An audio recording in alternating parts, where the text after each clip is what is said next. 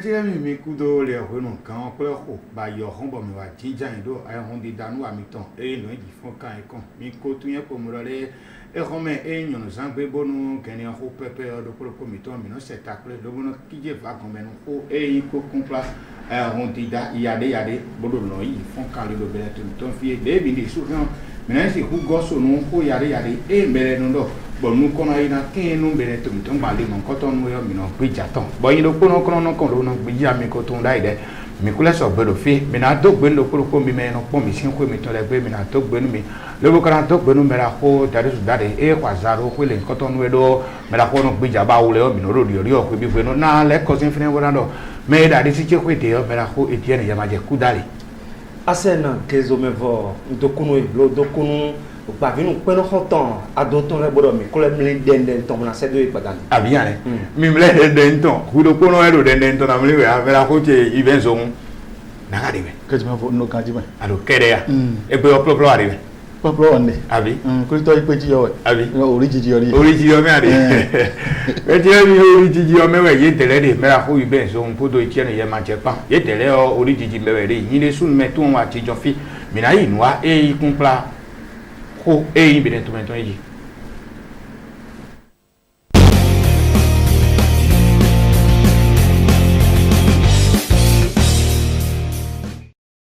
mẹ́tírẹ́ mi lẹ́kọ̀ọ́ afínẹ́ bọ́nà dọ́ mi pòǹgbọ̀rọ̀ lé mi dọ́gbọ́n ayé ìfòtúngbè búláàdì ọ̀mẹ́yọ mẹ́ra kó Jean-Paul Khemapan ẹ̀rọ tó ń pẹ́ fún jọjọjà ẹ̀ ló kó ìwé nílẹ̀ yọ ẹ̀mí náà kó ìpìlẹ̀ ló bá mímú yẹn náà kó bẹ́ẹ̀ náà jẹ òǹgbò jẹ kàngbé ẹ̀ sì kó pé ó bó kóró àyùmí tẹ̀ àwọn kan sọ fún mi àti kékeré kú tọ́ bẹ́ẹ̀ jẹ òǹgbò jẹ kàngbé àjẹ ọmọ ẹ̀ ṣe yẹ inú mi tán lórí sáwọ́ ipò lè jẹ́ nùwà níbẹ̀ gbẹ́ mìíràn ipò kílẹ̀ òun ló bọ̀ dé ebúló gbẹ́ yọ nọ́bí jẹ́ pé ń gbò fílẹ̀ yọ mìíràn kẹ́nu pẹ̀lẹ́ dò mí kó kúrò àmì nìbọn. wíwáyé àyàn mìíràn kúrò tẹ́ fọ́ cha Jean-Paul Khemapan eko blodo kó wáyé ọ gáyẹntàn ẹsọ túnte lọ àyàn mìíràn tí àwọn kan sọ fídíò máa tẹ kéreku wọ àyàn mìíràn pọ́n tẹ gẹ́gẹ́ wa yẹ ká nọkàn wọ́kọ́ kaka yẹ ọ àyàn mìíràn tẹ Stéphane ewé dúdéjì bọ̀mìnà dọ́nà Jean-Paul lọ́lẹ̀ àtàmàtí òní. La portée du tournoi, comme vous le voyez déjà, et c'est les vidéos. Kayenton, puis ouais les méviletons, l'eau, yé mouille d'inélé, et puis yé roy mimitin d'inéo, yé kofwa il est, et ouais il bosile, on a clavé vous tout mêlé, dans milo connu, vous en dites, nous cousons l'idée.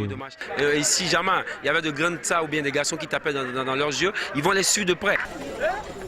Mais Jean-Paul Khemapan. Lọlé asọ̀kúrò tẹ̀lé lọ́wọ́ zẹ́wìí mẹ́jẹ̀ wọ́ òwe gòsì yémẹ̀ yímẹ̀ bó máa dó mẹ́dẹ́ yá bó máa dó kọ́ ẹ̀ lónà àyùmẹ́mìlì kúrò tẹ̀ àlẹ́ yọ gègé ìtàn dè bá àyùmẹ́mìlì bí sùdà fọ́ọ̀nù yé lọ́wọ́ èrò yìí ọ̀hún nínú ẹ̀fọ́ yẹn kọ́pọ̀ gùdò. mẹ́tìlẹ́bí ṣe fẹ́s ẹnẹ Jean-Pierre Khemapan ẹnunu lóbo yìí kan náà bẹ́ẹ̀ jẹ́ òǹgbẹ lóbo jẹ́ gàngbẹ mẹ́ra kó tẹ etí ẹ̀ ní yẹmajẹ nẹ́mí kàmọ́. ẹ o mìíràn tó donu Jean-Paul Khemapan o nyabi tọpẹ wele hàn mi tún lọ nukpekpe rúpọ lọ lẹni ẹdọ lẹni dàgbé ẹ lọ mímọ nọvi mi tán ẹ kò bọlù ti tó dìbò mi pọn di o pàbí nukpẹnà gọnù fìdí hàn ìmọdọ yìí mẹ ẹrù pípọn lẹ yìí mẹ kàrò pípọn lẹ ẹ máa ká sọ yìí gbọgbọgbọ ọ ìpè bá ẹyàn nukpẹ èdè ọ ẹ náà inú kàn fún ẹkọblódé lọ lẹ blóye gọdìn mi dọ eblo sun yade dimbo eson mu kotombo so da kumbo mina do pomona do atamachi oni do yedo yiyo bodo ko mo bodo bakpe yo lowe nukon yiyo enade era tino mine yi to weno mo ali clan mera ko zo mo yibe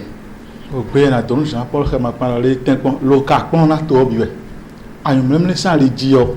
eyin nu mo na gbara den ya ero ki kle do le no ji fon kan mu de yin bo do na blo gama eblo dìrín yàn bó kakó aṣọ àdébò yín tè ekele ọ̀dàn pẹ́ fún rẹ̀ tó lórí aṣọ tèmi omi bọ̀lẹ́ hàn blo gbọ́nba àkórè fún wọn àmọ́ tẹ́ lọ ayélujáde sọ ìkó yọ arablo ayizé ìkórè sọ ìgbọ́jẹ́ ìgbàgbére èrò mọ́tò fatẹ́bọnú èrò fúnẹ́bọnú ká máa mọ́tò ọ̀rọ̀ àgbèrè. inú àgbèrè tàbí ọbọ̀ makana náà máa gbèrè tán ẹ̀sùn bọ̀ yé tẹ̀lé ìdọ́lé èrò àzọ̀dẹ́nu ẹ̀ o e hun jedo aso atogbe tato de jitole bono e de konkaka eno abia beno abio flafo beno ahuzu panu komere bono kono aso e nwa kaka je tin yo e pe gbe ran ri o mi ele so mi da sin po oji ajo e we so bo e me yan aso ato lo bodo hon ikwe e no aso lo yi fon kan do belen to me fio e do mi na blo pe gengen bo pe ne iblo yo iwa ahuzu ajanu beta e no je hun do aso ato mo ko ton leje mi na ipon le je iblo me yeme no je hun lo aso wa to leji bolo kan hwan to gbasa e pache do lonji fon kan lo benen to me e so gbe nu ye bo ye do yeme hun je da zo wa to ji kokwe lo finele yo azan iton pe be na vo de vo so nu wa mon koton ezi enquêté lo aso wa to le si gbasa e yoro boost de travail e je kon yo menda ho e man chabi e we me du kan lo fine hun egbe ho me diyan e we hun je do aso wa to le ji to sin kan hun nu mon koton do me kan we to wa bo pon de do e na yi. Je voudrais, Monsieur le Secrétaire Général, vous dire une fois encore toute ma gratitude. Ntogbenu mi daho lo do mi ebodo to mi to kuso en to pe fi mi na so bo dai huna lo ntogbenu azo atogbeta gan edo fie bodo nu ye do le ni ze ka bo so do bro nu na lo bonu apakwe gan ko ito gbasa ko do ache ipa ton po le si ku anu gbona lo me bo azo atoresi apakwe on le na yi bo yi de si ku yi gbo yo mi je mi na do kan to mo na blo lo nka bio mi e do mi ze ka bo blo na bonu me na afre din yo e na wa zo khe na lo me bon le o ye na yi de si ku yi gbo yi. En toute chose, il faut planifier et il faut prendre le temps de réaliser. Le gouvernement fera son devoir. Metiremi peta yoyo ene so jinya ene mbera ho chabi e kwa sado na kambe mbera ho so npo mrole peta ene so da idin yo pe to ante mi kadolo na isedo yi o gbe wan do na isedo kan ko itoko do hobi bura lo la lo me na wa so me ka wa din ni sei ka da gugu so kan ko yo na gbonu ko yo gbe oni ko ene pa chere mi jero fi won mi lo mi de me won mi na yi do yin kekere bo kan de na si kan gbon bo mi lo mi ni mo jo ten to ni wa mi kan te ena Metiremi ko ene we pa chere mi le su tanda do era ken go na do ba vinu pe ngonu e do no we so aten ngonu ado fm ado tv ton ko ene o sin cloje mi de e blo da pe to ro ton mi lo na mo da pe ton lo na du e kana mo da pe ton mo na do na kamera ho itienu ye ma je ko mo le khune mi ke e do na huzo atanu o tito me mon koton amo nu ro po even mi ro no e blo si de gbe wa yo e ndo te o hun pe de do mo tetin bo e ka do fie o lo ti fon kan de o po e no ayi hun ti da we no ayi hun di da no fine lo no mi ka se do nu tito me mon koton wo e jejuro de bua bona bi opo mo na do tito me yo e do fine tian fie mi de fie gbe tian bene isonu kunde ji e yo do bene revele yo bene tito me de votant e mi sodo te dian ndido e diwe ranson lo na wa so kusu haka hwento ko na inu kon ono ji fon kan ina inu kon lo ji fon kan ina inu kon tanta mechemi e wezon lo bo ri asun e me mi na bi odian satan tonton gogwe e na yin kan no gba won ton ko vle ton e an se tackle yin de le championnat yo e me yin ko to le ilu ide ba so lo bo kun gboro e mi wa je don ko de nu so no ma so no e chanu ma chanu e tin wa mi na blo yo mi na si tun mi le san fo aji e me yin ko to re kemi to le domina da won pere e won te ka da ji o mi na ipon yo gbora le ko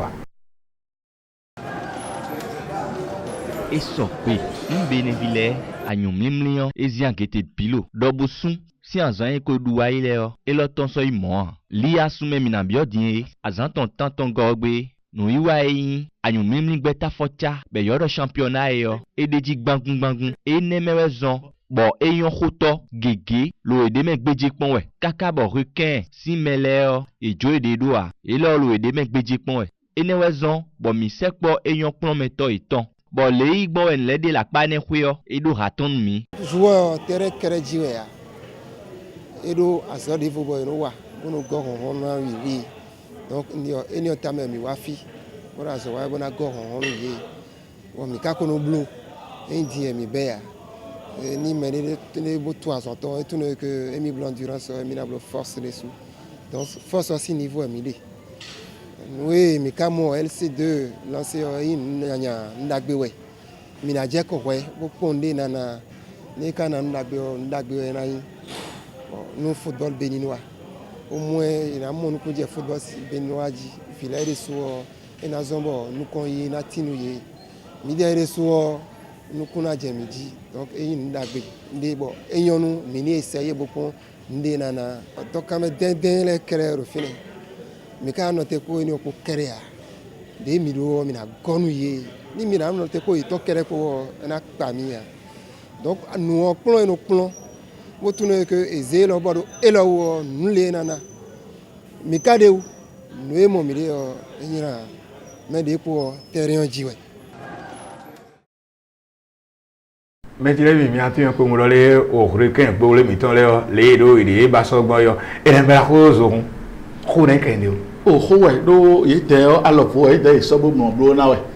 Mais à Holly, et Queen Lolly, I même your terror de Medicare, no candy, no dodger, no do it. And I don't know what you are can't jollo, whom you look on a midi. But can't jollo make a giant name in your town, and the holding Lolly Queen fear no deal, and make a jet book in the woman the wow, live grimmer, hurricane, but we lay a son tambo going back, I'm going to make a make a hand with the yes, son, Tandamera with a book in back, one couldn't be a year, and I don't do the issue with some coward. Me Poma coming probably, whenever they can cook a day, Basson, wine, and carry a cookie. Et on va l'on do des diables des volets funèbres rien à blodo mais t'as pas mon côté oh mais alors nous à ce ouais des timbo mimo sans des dion à ça à soro tadio nous à don ils font canablo le bo amaba quand les men soa bo ma batito mais na se doté le bo akpaza et nanan we nanado fie no yoro bo khoten bo khoton ten amaba soa enywa nous le dîner nous tadué do ene ya na blo le bo we sun kikan ide wa apoma sara pe me fi no badere kan le na roté bo we nous se we do o bolo sin o hotel bolo hotel o zun na yon to bolo na yon ho akho fi do na yi mina do pom na do ejejulo bo mina tokun o peton kuneji et so dimbo eyin opè ta requin bowele si gbeta o mera ho Sylvain Médéric bonado atamati onu ye fi fani wa khoyegbe do mi lo sise o hun pere do khoyegbe bolu kho emi de bolu kho ten o budu no na ni bolu no na de hun mi na bio epo monado ni no po bondo nu kona seyo emi de tin o ni na nu jon Mechilemi, enano pobo no ekona seye mi de na nanu jono ewe zon pedo nde wa we opo no waso aso me yi me ogosin to revu me yo eno akpon do mesi ye me yi o Kinshasa village yo do le mina kwa fodo benen to me fi lo na blo vodungbe blado po nte kanzo me na blo vodungbe blado po we no le nu ko yi e benen to ode bon eyi e won di da fo pa tre to me lo ke bo penen no to me lo hol suppone yo nous croyons que les pas mon coton que il en a bon à prendre ben à jambo diagramé baba on est sorti de si tout mais qui ça savait la duo et pouvait y wa to me fi ne ka wa bon mi ka fi yo ne mi ka juno to bon côté du ko to ga do adio mi na ipomble mu na le ko wa eso gbe bonu wa yan pa fun ikan pe bitan bo eno blolo keke bi kunkun pa fopa jiriji yo wo sun si sun men mo ko tan si agete to chinu si to me ene mewe ye kongo villa e desin lo wa benet me fibra inu do nu eji do ye mo le benefit do nu kon mi ra pa mo ko tan ko e we so mo ye de wa wi wa itan ye wa benefit ko mo nu mo ko tan nu pon mo ko tan e si agete do ayin mi ti àwọn kan so video ma te kere ku bo ye yi lo ro pon yi we bo ipo benefit po yi ro po bo da so mo ko tan wa we me ka lo fibo Jono République congolaise et aba jono mi parce que maintenant ye nu do nu ji e ka wa nu bobo me be azo wi wa si azan tonlier nous e ka wa ta won e be ndo ko ye mondo e do mi blo e compétition le polo fi ben il faut as e mi blo ko di o me bon quand étant des parties sport côté ye wa wa fi boa konde no yin gbon de e ka mo de memi ton be nu ale e wa so gbon e je ton ji bo de idon e do lo ton po e ka lo championnat du monde préparé ouais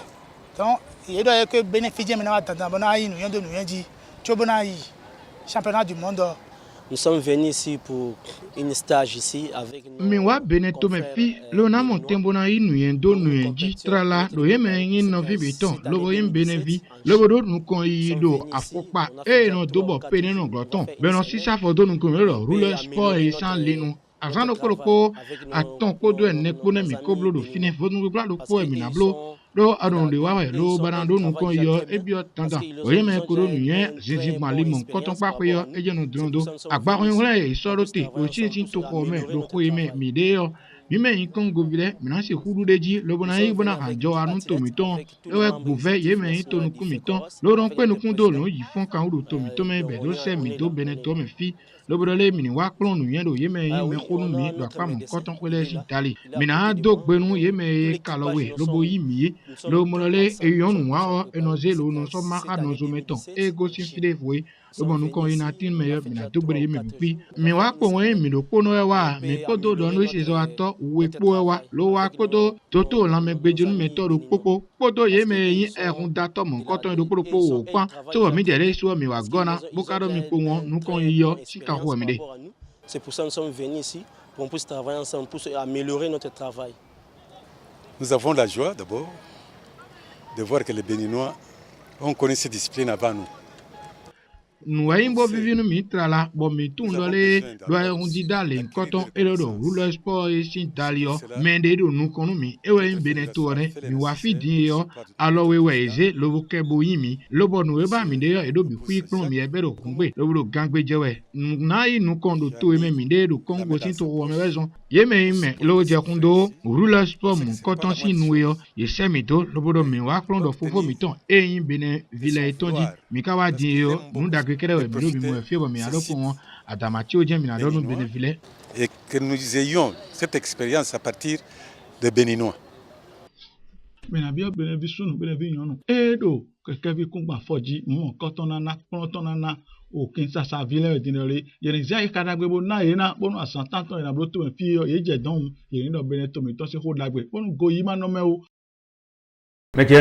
Hole support esi yene mi pone na cambio ma hoti ye wa ke pomolole Bénéville mi bedo du de jira pa na ko bo mere voto a chome hon si don lo wa plon do mi kan ye ja o yo pono ya ye poto lo do si zo ato e o toto la me gbeje lu meto we me yin e hun dida mo ko ton klo to do klo wo lo le ren ye ito nyane koko vasu po bo bi o chome hon bo wa fi beneto si blu mo e o mi na do po mo na do nu e blo e kikere su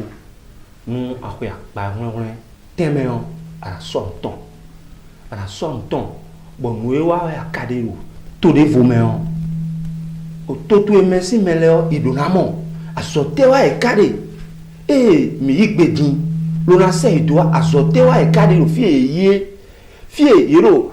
nu e na ido nu e jiwe de yo asote wa e kade do fine bo ipla menele bi o donu ese wa zoto o meime lo na pon me o bona pon o apaza meton mete mo bo yi pla menele bi wa bo yo eyan se ta mo mi na do tonu o Congo to o na do mi do na yi nuye to nuye di do nuene menele do bi blo e sin dari do nu tembeju e nu bene on se wetin on mi mo no de fine dia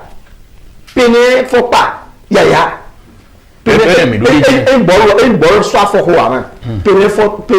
fo pa yaya boy karun so e bone apakun hun gbe o me biton bro bene mi na wa do tun lo bene o nu yade ade ro fi lo nu ne sin alinu boje ka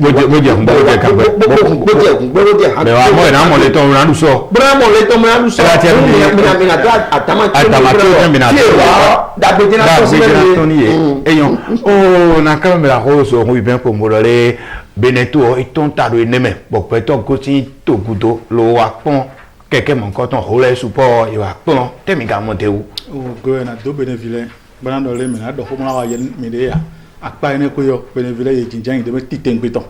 do ko en moy e blo no konton do fie yo o en no mi do malito mo do wule mi we o no do mo konton fie bo wa fie yo Congo sin kan re su jete me yin gbeta gan iton jete mo lo je bene do no kontan e te ka pa cha mi do no me je do to de ya me no gbeje la me pon e de do de ya do no pon me to iton su do iku do de o e ka se do bo o do no se so ato we so ji bo yo ablo mo koton e tere wa do yen me no bo mo fi aji yo mi lo do ndo mi lo me da yesi un gore bo sun ka won itole ye me pa che mo koton e no to je e ro dada bo e ro na se ta ti to me la pa le pe anyumle mi kele dia to ye lo e ke la se do la ibu asa gba asa foton fi de asa obogbo e ka jadin nu ka ko do le kere kane koyi e kekere bo eyo nu e ko do le yo le kere kane o me la ko ti ye ma je na do mi ko le pe wa te mi ka do ma yin se do ye me yin kan lo kwa za do e on di da mo koton do beneto to me fie e lo na do pon en do o nu e blo e menele de tin mi do na so ai hai bona moro nu mo koton nu dagbe nu mi nu kona yo inu sonton hun mi na bio beneto nu kunle bona do fie mi ko ngbe din yo ti to me yoyo e so do te din yo mi do o pe wan o kan ho nto o me la ho o Oswald Omeki bodo ti to me so do te din yo e yon tan hun nu mo koton le yo nu beneto o pe to de bu me bona so afoton mi do aliji din bona Niger to bona so bona ko bol do fine me kai me bona ko do me boyin ko do tirazo ato debu ko do o tito me e puis mi do le temps ho mi na do po mi na do mi do san ha nu mo nko to le bona san ha me nele ene me tile mi do na san ha nu mo nko to le do na san ha me nele do no vi mi ton que clear ko ngbe ni je be do ye me ndo si so ato ya e o la mi na no kan ji so ato e na gbe ndo po wo no so do ijio mi de so mi je do mi na do nu ko mi po mi na ko san pa na ji lo na so kle o me la ko zo wi ben no te pe de gbunu no e atsolo na so kle mi yo mi na ibona ipongwa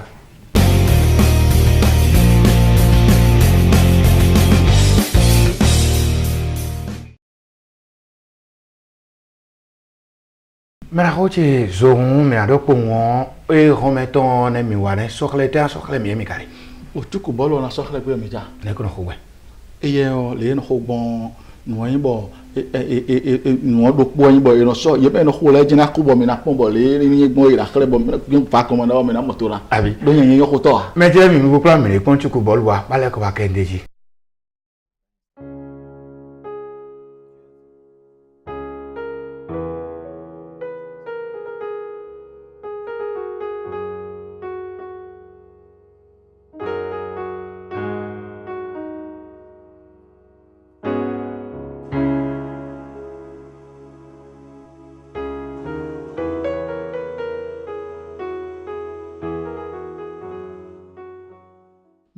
Jifon kan do gbe me bio fitole supo bu gege devodi e mo lo chuku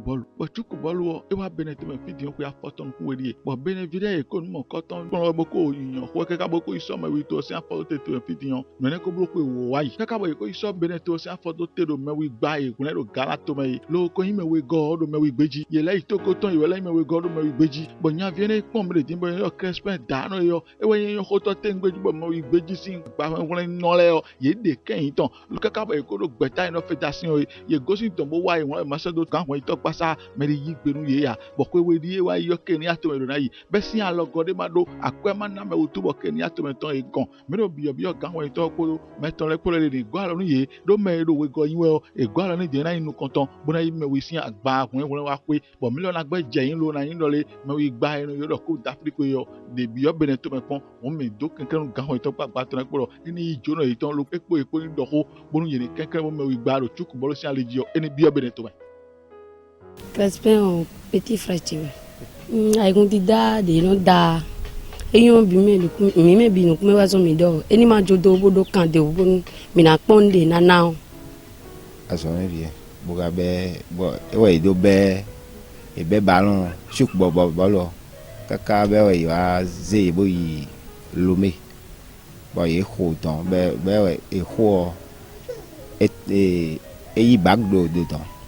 to e we do temps e bo ga bag bo wa e médaille quoi médaille do ko bo wa yon ko je me tambo ga yon des soucis non kuma e pe no we ma o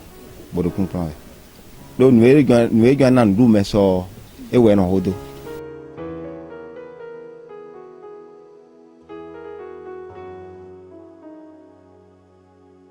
tuk bolo e très simple de no hogondi mi do trampoline do po trampoline ne on pour le wodo zone interdite zone ne on ayi bano trampoline dio e bano trampoline dio bano le robot di no aton e to no etombo ma je zone me a e bro ado bi do po e ka je no me on e bro am point donner bro na point adversaire a photo gardien nous mais on tu a quoi et bro foot et quand on gêner adversaire n'a pas ballon et non Dieu doit non quoi et non déranger ton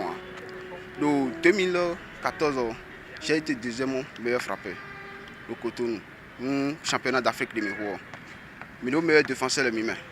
au moins 2 meilleurs défenseurs 2014 2012 nous championnat national meilleur défenseur meilleur attaquant sniper de Cotonou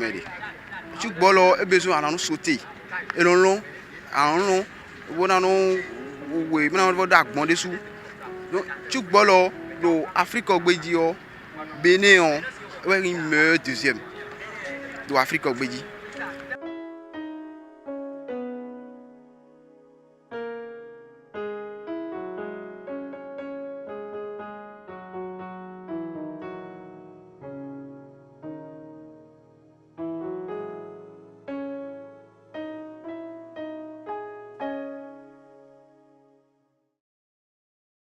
Mina cambio merajo o ye maje kumbulale chukubolo solo khuteme nenga yigbero no kumitome chukubolo dido o no ichi fonkan yo de voye wa timboro to ome bo nene o yobo anyunu we gbeji sustan e de son mu koton do cho pour biblo e lo no bi militant do po e so titome mo koton bo so ato ome mi ando pomona do ndagbe do ado yiye bo ma do kwide me ba so ya yin din hun bolo ene aso bolo ara no ichi lobo o ate do fine yo ara yin bolo deji bele ko ho me de yo aya koropo ne mo da hun di dadagbe bo na bi mi ton ene tin o ndido e ra pe nko do ton bo edona inu kan lo nu wa me do ti sande timboro no so Africa agbeji dian mi lo o peto yade eno ko nu mo koton le me edona pe nko do tu ton bo so ndido Benin ejina do ludeji ene o meche mi atun pomro le so Benin to na do reji si le kwa fo we go aje weden ko me aji o no vi mi ton le mi pon ye ton tin o ero nu kon ton pon lobodo o tenda pe de medo apa le mo koton sin teme me la ko zo hu bi ben mi e no kon lobo yi mi ka ye ne mi ka mo gba e mi ye yan fi mi pon de ni lo da no crespin e wo me we go do me we gbeji bi do an mi mo koton ki ko sin dali lo apa we go Beneto si gbeta wo me we go do me we gbeji e khoro Ghana yo yi wo me we go e khoro Togo yi wo me we go Kenya to meton akhosu na nde ye me no pon yo kaka je fidian akhosu Beneton to kun te du apota sinu mi ko tun ye to na ko ya to ma tun ya ye gbeta ri me federation e blo bo pe bi tumbo e do ga iton te ro ko diyan ohun e do kaka je fidian du apo kun ko na ye o amo me na gan do bo yi we yero me we go yin we mo fi champion tell to e ba kasi le gbe ni ye be na du champion bo million agbeje o agba won me we ton yin vivo a do apare ko ya yi je mi ana ibo million na yi to a ene me mi pon lo le esu di bo mere o ga won ito ni kekere bo yi jona ito eyi me be si jona e ka ye je si jona de ya de fo tedin bo e ko mo nwe na to ba de bo re le de ku go si don wa mi go bo ka me we go yin me we gbeji e ko yi me a hoche so hu bi na do no po mo le ya do tin yo ho ado yo eje to kuno si to me a kan ho ito la ho ba to ben ki ton ko bi jo ja bo ho ni ado tin yo ese ho de nu e na gbe ja ton ba lo go de ru a go no ye me yin peta o chuku bolu ton bo nu ko yo na tin ye me je me a kla mi po mo mi na yi me la ho mi de ton Christian sin jo no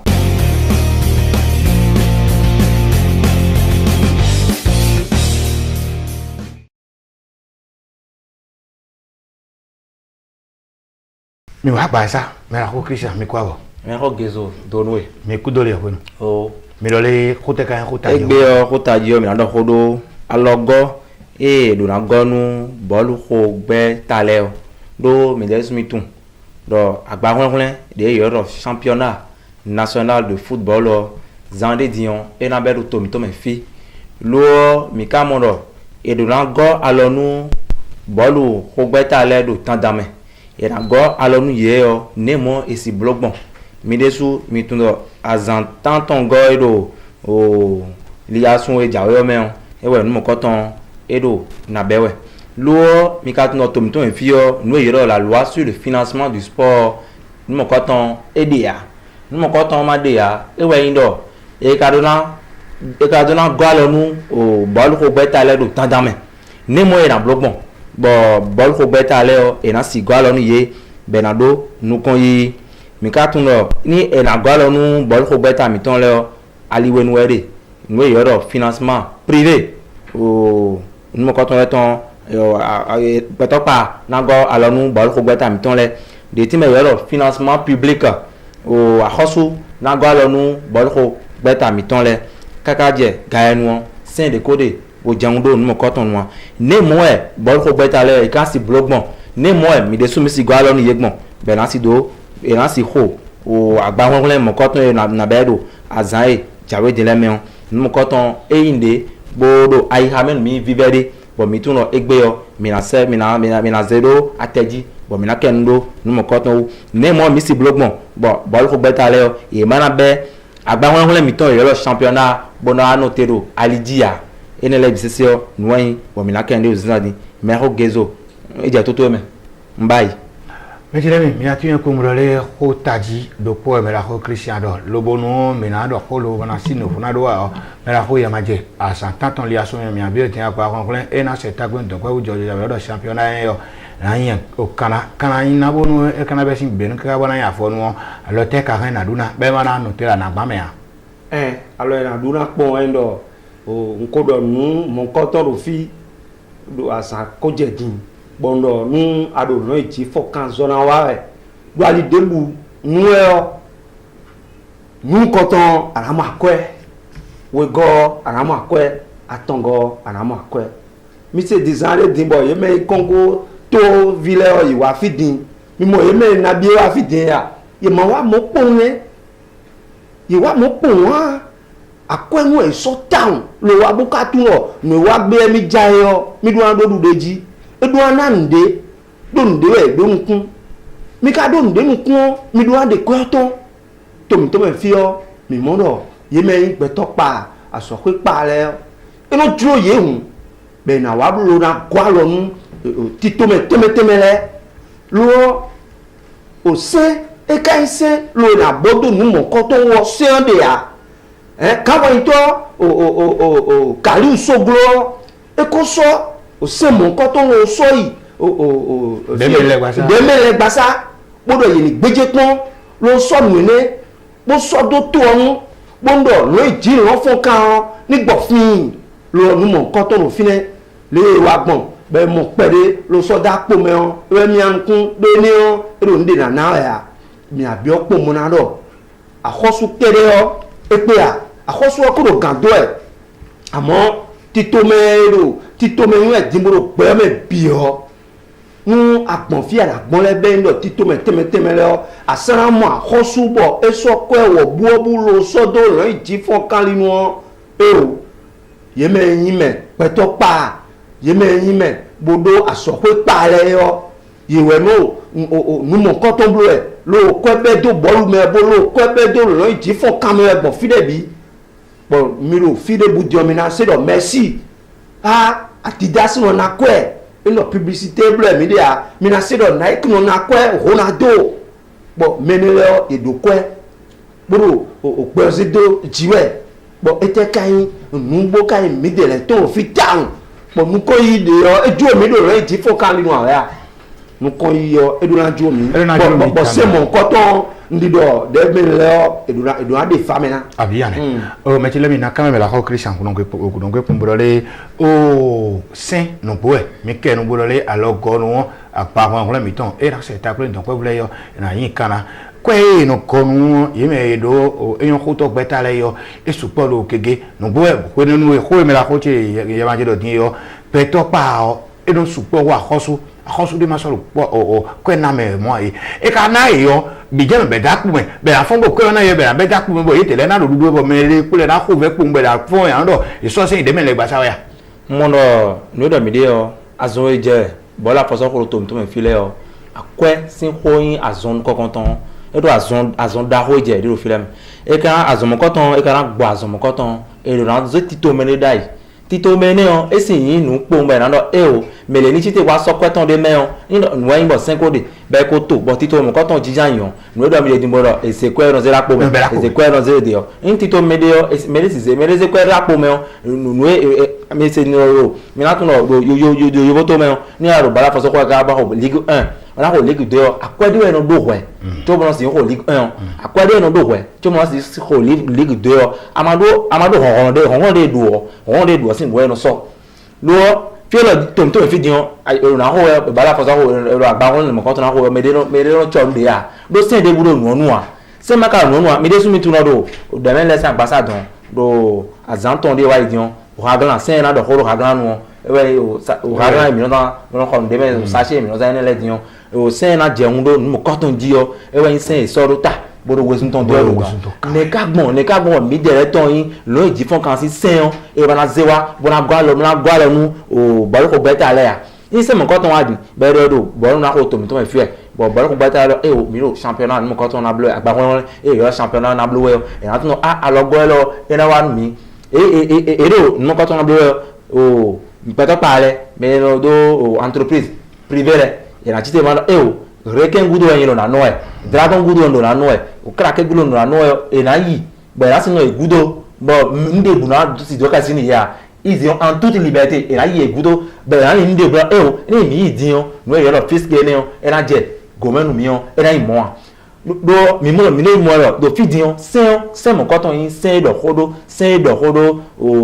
o lonji fon kan do to mi ton me be la gwa lo lonji fon kan to mi ton me se mo koton e do vivere be la siwa be la temo mo ko ina mo me la ko ke jana do mi po mo de vori de ti wo e ndo le e ma ton ke mi ton le we da pa kon yan bonu do ye me yin ko to be ta won ni le we yo si e ku ka enu anu yo e no to ba si ame lo no ho o class mi ton ko lo po na be po ne mo so de me be ko ko ro ba si nga mo je ohun me yi pe be ko yi kwe osu bo me le no do me le no ku ve e wa ne on nu ko ina tu bo ton pe le na si ku ko bo ku me yan lo gonu me to le yo e yin so kweju bo wa mo bo vie so kweju bo ndi du nu abi ye nu si yo e no ado si nu do si nga nu me yo e la si hun ku ben ye be na le na kwe wole funu me o gezo mi de su mi tun lo de we me la ho ganwo to do no ji fo kan to fi o azado meki eyi o edu ganwo to do o nu eyin o bol o no ji fo kan se ho to me bi o akwe ezan lo de me o akwe ro po ezan lo me bi na da ke ro po mo do ne e ka ati bo mo ko ton jo me lesmi ka mo do nu ho en be do lo tito me de we bla so te bo mo ko ton na do e na mo ten ado nu ko ro to mi to fi me na mo me de le tin bo e de le o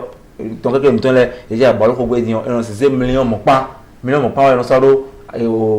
akomeni ye bo melele me ka ko aloton le e ja bi blogbe yo vo e meja o zuma ko so ku bolu ku we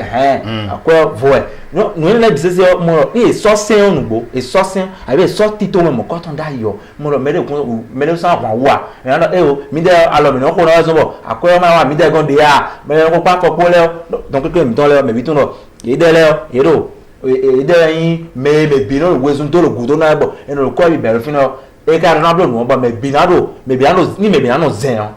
we ro na wa ti to me we ra si dai dandan wa do be si dion ni mele e ren nle wa ajo le we na do e mele ren o couple le wa alo de we na do e na chite ko na e o dion comment o dide we o bola fo so ko ni de ba me bi ko li le do bo me bi ko wesun do fini ke na so alogo do e na inde bola fi dian alo no do mi de oje we alogonu bola fo so ko we alogonu no ji fun kan alilo po no bi sese de lo tito me wa lo gbogun e eyan o me la ko ti ya ma je tito me lo fogun e mi ke lo fini de me lo le chogun lo na nu ko nu aton mi do kwe bo kwe bo le bo kwe bo kwe o kere jena blum bia kwe de no zelo no be ni ye me nu konkan e no pe nu kundu am ni sa fo do kuna wa e o peta yare e no kendo no ji fon kan do be to me fi o kwe no be ni ye yo e ke na be lu no ko a cho kanu e jo ko ble kan na san lo bo fi bo na tin e bo nu ko na tin de kwa mo ko don ko ye e ke na be ye be de zan be da zan e o na do pon mo na do o mi ya de souhait ato ero nu kon je mu me de lewe bo edo nu mo koton le blo e nu amakao no nu kon lo blo lo se oveton an be so we de kon de an zangbon ejene e ka so do te din de mi lo di do gbon e din bo me ra ko ku no gbe di do e din o nu e so se on do te bo e mu no se lo din o ina dara pomede nule wena wa a ema wa nule ya esuso asoro de na mo ya bo asanso gbegbe wa lo cambio do ne akazan ko ogbon bo ade jeleme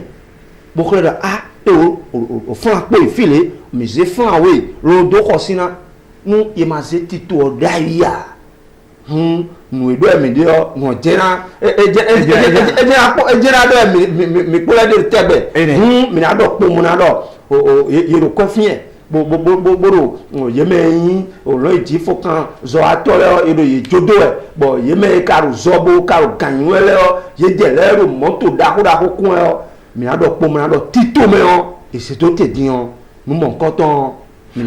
mera coach e maje chogo na yi mera coach Christian kona kabe me pombura le ko no mi ndeyo eno aya berondo o fu ti wo kanji me ki fini no me ti no so ti wo na so khelwa do mera coach Christian do ko din le o peta yi me do yin ko to beta le yo agan ho ito na ba ko so khade nu yi me bi ko e san ton ke kle jina sanu o me ko le et quand on finit Dieu et là tout le monde habillé do et on couteau bataille maintenant et mais j'ai tout quoi mais Dieu mais attends ouais fille mais j'ai surtout quand Dieu mais non fille mais j'ai au marathon Dieu mais ouais fille mais là tu roules les boucles pour le na pas que dans zani ya habillé et ouais Dieu les il faut que vieux que soit ils sont bataille tout roté pour nous quoi mais les que soit bon et quand on m'a du père de tout m'a jeté nous ouais non et là c'est rouler mon Dieu mais ton là tout c'est moi quand ça ton ça na do pour mon ado badam Dieu ale vo do kuro ponu ka ho into Oswald Omeki do ndido tito me fo e wa ntin da yo ado ko na yiwe lo fie yo do o minister des sports yo no jero fun yo e flagging e no yo fide lo kuro ade la mort apon fun yo e na hack budget to ti bo ko do so ama yo bloko tujo a bara ina je be na du ndo me egbedion epenu nilebi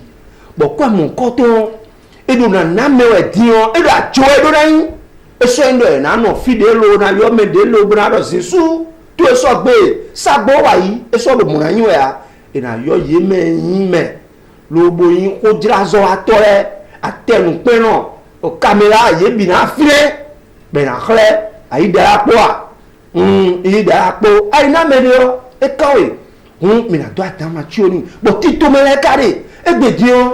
ye me yin me bodo tito me mo nkan to le o fie na no be na do o me we gboji zo ato o fi le kare o fi le mi gion mi han mi na mo o tito me lo mi adoko egbedion mi na mo do o fédération Benoît de football de o handball de nu e ma do tito me mo nkan to le a edo numo nkoton ekun so siro na mo ehun ndido alida gboji we mi le alida gboji o mi na to ku ga won to ro ado ku achepipa ene mi na to ku ga ho to abi ana ezali ramon o me ko Christian aka mi le do ko mi ton do mi do e bi o tanda bo ye me yin me we no gwa lo no peta mo nkoton le me yin peto pa podo achepipa po peto pa o ne ka na gwa lo na o mi ne le me na mo do o ni do eze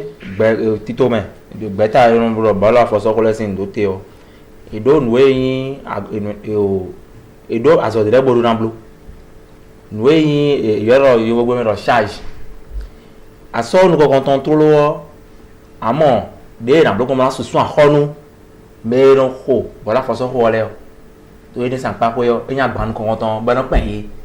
we go name na si blogbon bo na si go sin fide and go sin kuto mo di bo na ko bolu do o total gbe don dion e na tan kwe no yin akwa e sanu transport sin alinu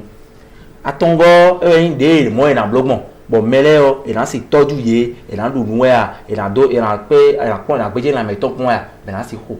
bolu mo ko ton be na no ti jere me o mo ni le bi se yin apamo pe do ere me o mo do ino eto no ganjwe bere do akwe na sunu mero ko bola foso ko mkoton le sin alinu o azokwele na tite ma nyen yigbe wona jako hami lo nwen akwe mero sunu no ne miton la bisese yo nyen no ze akwe mkoton nu mi na sunu mero bola foso ko mkoton ko ele mero ngena do mi de le mi so hundo alors mi ton bon mi na do kun si fi so yi total gbe don mi so ohun mi ton le do alors mi ton bon mi na lo ze bo na no yi fi mo koton mi de bo ran do o fi lo diyan do la me gbegbe san linu fi na do restauration hôtel do a tempo finele alors mais ran do nle san linu yen igbe mo na do mi kwa ko ba bo do fi de bo akom koton we yin na nu le san linu mi do beto mo pa to me fi bedo no yoro transport sin côté ni ya do ma fi so fi mais le do compagnie de transport beto di bodo hôtel ni le be hen ino se mo tito mo koton roté se mo koton roté mo no hen era blo bo nu yin agban mo no pen me do beta ni le bo ko beta mo koton le nu do be do yin agban mo le be na bedo asanta goedo ya so me na bio mo koton ino e ma to gandia mi na se do me ya ko bodo totally gbe ba kwakunde o mi na se me ya ko ba ndo agbo me fine mi na ya se me no beto ba na e koro o po be ya bo e kundo akobo na yo mi na se do e bo mo koton ko gbe beto ko mo nduru bodu o mo koton le bi se o mo je e kinwe ko be da e du na tepo bo mi de le mi na gosin aliyin mi na uli aliyin aliyo do mi de gan melebinwa mode bono so ito ton me bono iblo mi ko moto me fi be ko bol do to me fi wa championnat mi ton abi di pelele bi o ba no fi mo mi o mo o kan do ya onde ko wa to me fi ba ko bol mo to mo pa gol maya di kenya bi ko afi ko sin wa ko ba bol mo bon ne ka mo mi de ton egbe diyan mi ma so si bloki to me mi broda yi bon me binu yi bora fo so ko ten bon ne pon bol be no vi bon a ko ba mo e ko we just na mo no ko iro nle ko to me ako ba mo ko ba si to ko fito kwa no ko be ya ko kezo abiyale ana ko bol bo asito ko fito kwa no ko be pere pa mera ko che ye ma je me lo fine ya ne era che no mi na ya ko le boji lo bo mi na plan bo mi na yi jono jono ye mi na ye jono pataki be da lo na ke no pere to no mi na yi jono ye mi na ye o ina lo na ke to no lo do ba lo be to no yo ne ko no ko bon be to ne ka ngbe ne do pe ke ka bo ba lo be to no ko wa ti lo be to mi to me fi mi ni jono to wa klo mi na ko jile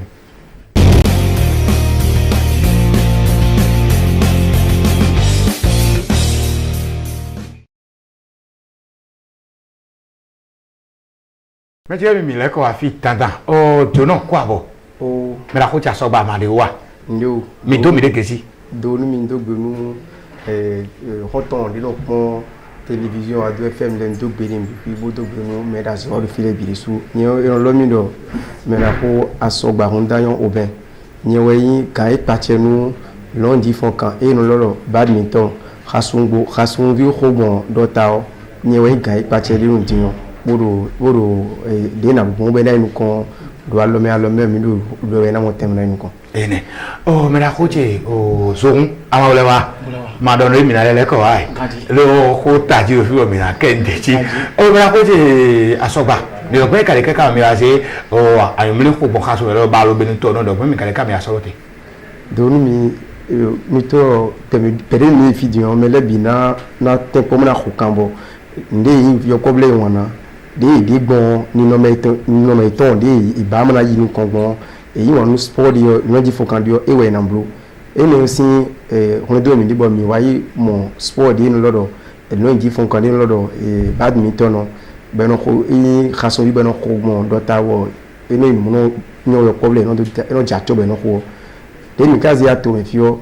no di fonkan singa ministre des sports et enami we ma de yin de normalement le nami bi bon mbo o ma ina che mi le ina che le bi bon mbo a ene godo ne mi kana blogon bo ina yin kon mi to mi zeti to me dina no fine le bi dai bo ero yedi ni sin meton a in ka do yiwo arsiro no di fokande bloe bona gon me le beji kon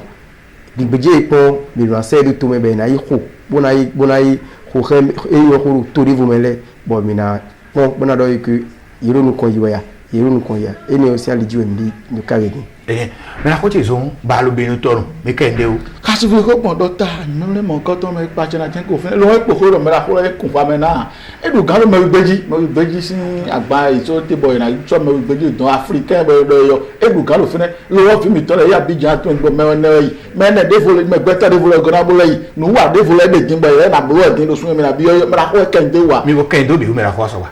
ndogbe tonu mi aro ndi waro turi me wa na tin ko na do mi na yi nuko nuko yo si ali jiwe zombo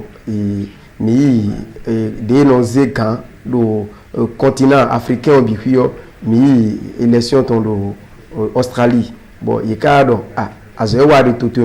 me bana confiance mi bana disi azo de vondo bana wado do me wigbeoji ene we si mbo nguje peto ene etende de ezeleo ndo imeti bonano bona ikan bona waso do kairo finele boto bat no di fon kadiro lodo khasubi ko modota ena yinuko ene gudo vimi tole diswo ikana ituwe bona ndo fidne ke atobo vilena ana minatoro yero no ko yero no eblu yemo eru na gbeje kon e ka na gbeje kon eru na blo e no lo agbanwo kon ne we yidino Abidjan le Côte d'Ivoire Saint-Tomé si azan ko aton wayi ko aton lo sunde mde dion sun si azan ko nkwatan wayi ko nkwatan sunde mde dion si do Côte d'Ivoire donc e ka tenko bokti ko lo ele po ele ko me yo po bule wayi njo jali yo po bule wayi e ko me khole be de su ya azan tondio e de su liali bo ka o je no kandi bukana be tondo azanko atonu ko eneo enabe bona la ko kaso yi sunde me na bio di osin azan we goji ene bona kam ko mlele akhoso ko dalo de mi adu mi lele kan ko to de su na we mami bo mi da che bo ke mi na ta ko ko ton fi bo file no itoguto a ena ko de mi flafwa nu akhoso da ko e no tempo bono ze soutien iton alogonu iton e no gona mi nda ko amo mi ndo situation mi ndo ndeme timbo le dimbo a reçoit donc tout perdre ni pour que et kuna ze joni mi o ouvert demina le gombo bo ko ro pona no mebi tentio et c'est aussi ouvert maintenant nous better betorio on ha mentan di beria sine science dio me ka ko vile ko ito me ko send doa me ka to que quand il finit dio e beto bo do rouron botundo bona aider beto bona aider londi fon camiton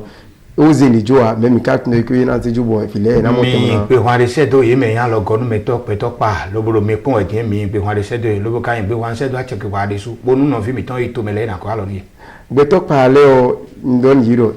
londi fon kan no lo badminton no khaso vi ko mondo ta e londi fon kan de bo ja chobo nyon bo azo e wa mindiro eyan azo dagbe gboro nu kon iwe fi emi de koko emi de tian nu kon ide lo londi fon kan sin dalimu e wezon ndo yiniwa bo zo alo gona iton nu mi bo gwa lo nu yopo we fi ko bo yinwa nu londi fon kan bo no nu kon ina na time ni hero do me wisin predika so yo gbeji don minamo o mera ko zo mu ara lo blo e be ko tero go mi kaja e po ko mera ko kan de wa do me na go si to mbona wa lo na ton benefile do mo ko ton sa le ji yo e ko to ibe ko so pe ni e so ho ara ka bi ba bona do to na si ati e ne ga na imo ene on tu no mina do ndo de nu ko ton pe mina wa ene njiwe do to mi to dion e ko to bokoro nu kon e ka nu kon mina blo titome de timbe na blo bero international du Bénin bo yin apanwe da ho de bo mele na go si to le me bona wa ko to me fi do hotel do ena besi azan aizen do sungi me ambio dion ke ka so ya azan tene onbi azan aizen liasun ke ka so yi azan tene liasun ton yo ena ko fi le binawa to ina wala di minamo Jordanie bonamo Inde bonamo Chine bonamo Benin, Côte d'Ivoire to gegeja to na yona wo mo bona wa fi bona wa beneto fi bona khoro au stade de l'amitié général Mathieu Kérékou ina khobo ina mobona ina pango daho benaho eno do mikasi kuro ina kho agbango ne sans que ina et n'a formé et n'a bédié mais koji mais non encadré non et mais non alors de la naïto et la naïto ben na moté ozo mo yobo de bura gosi Maurice Bonawato le fi bona koyi si azan emengbi kaka so azan izeng we sun e be mi ambio di onton liya sun sin sun onton e ne si awozo kan mi di bo mi don to gale bi meru fi we ameyin to gale ko ne le to gale do le ministre Osvaldo Meki de que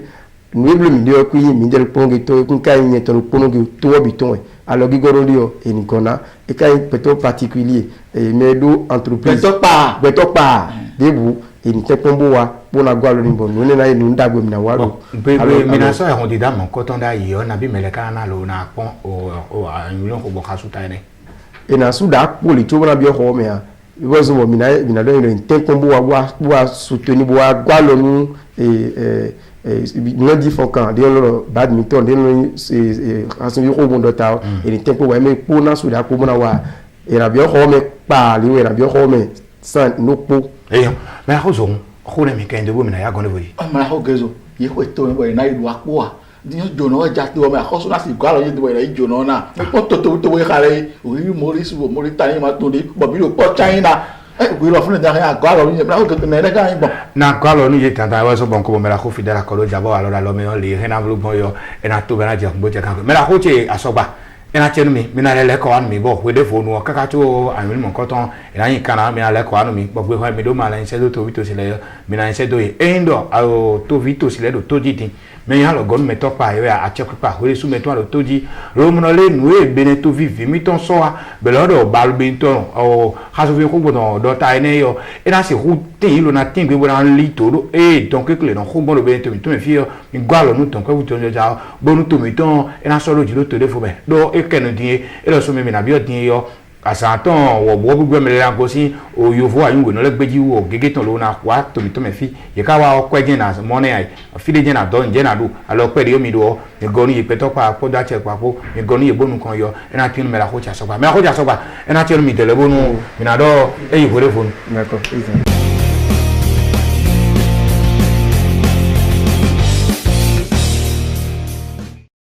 me la ko che ye ma je ko do Christian po mi kwa bo mina do ko mo mina no poka mina ko ya ma jebra no e jedo to budo po kan po kunpla ay mi mi so to meni mina do ko mo na do o peje me e de ye me o bawu o so ato ye me no ko be no biso ta le boro po me bio ye me bidin en tout cas o mina do ko be do o yero o peje me din peje me ye de mina do o kan din fi mi do yeme na ifidele yedo kende ye bo mina do ban do fi emi de egbedin o mera ho mi ton o baroterio o do mina no o peta ni so fini de lo bolo ho e ka no fini wa yo ko bolo tin ni e do emina le no fini bo na bloku ye ne fe la tio o PSG ton ede do yo ayun egbeji no ro français to si peta me no ro PSG me de e ka mina gosi fini lo na ibasa Espagne ton e di David o benevi jiwe bodo Allemagne to me chama ede chama e ka ko ngbe Turquie to me mbokani o je donner Congo Vieux e kai Ukraine le Dynamo de Kiev lo bo ìpọ́n ìkàmọ́dọ̀ nílé sọ́sọ́ fínú ìrọ̀ ẹ̀hún ìyàbí mísìlò nàìjíríà ẹlẹ́kọ̀ Traoré Bertrand mìíràn ìyàbí nìkúndéjì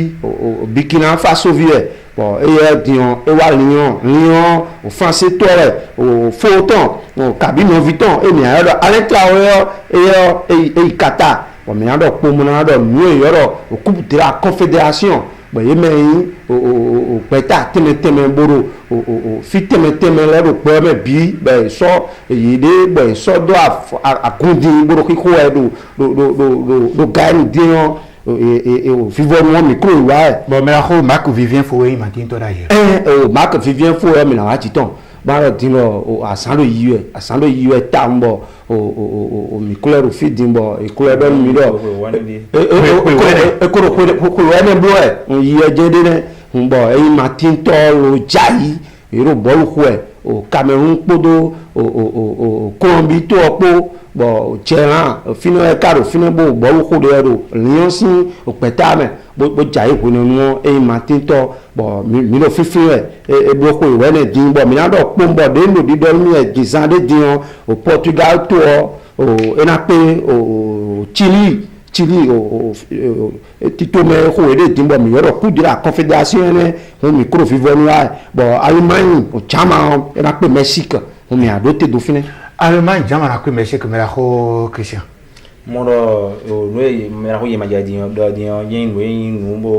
bo tun kon ha o langi fan kan to gudole ni mono so poro egbe podion e la ko no yoro demi-finale au coupe de la confédération ton bon et même la ko yema ja ko di Portugal na pera Chili bon Allemagne jamato na pera Mexique Metiremi Portugal wera pera Chili ya Allemagne podo e pan ina na kon lo kholo don mi de kata mi fi mi na so remet on fin do afita ino afi ko no biboto tanda mi na do gbonu ye maison lo no mo gudo to mo mi mo ye mi de ton konsin memo ko keru geru ado ton ije ko mi ton gbe mi na do gbe ye wo to gbonu me la ko fi de la kodo ja to gbonu dari su dade pombolo le me la ko che tiene ya ma je ko do Christian ko afita ino afi kono gbogbo no mina jodo fine wa Metiremi wole funu